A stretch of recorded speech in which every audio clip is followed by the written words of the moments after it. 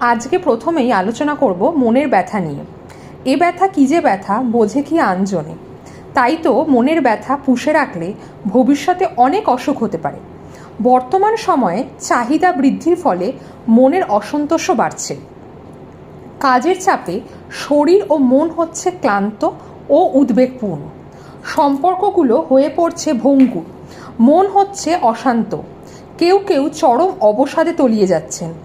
ছাত্রছাত্রীরাও মোবাইলের অতিরিক্ত ব্যবহার, বন্ধুদের সঙ্গে সম্পর্কের টানাপোড়েন ইত্যাদি নানা কারণে মানসিক সমস্যায় ভুগছে।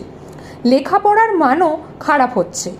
এই রকম প্রতিটি ক্ষেত্রে আসন ও প্রাণায়ামের অভ্যেস করলে মনোসংযোগ বাড়বে, স্ট্রেস ও মনের অশান্তি দূর হবে, বেদনাহীন মনে বাঁচা যাবে।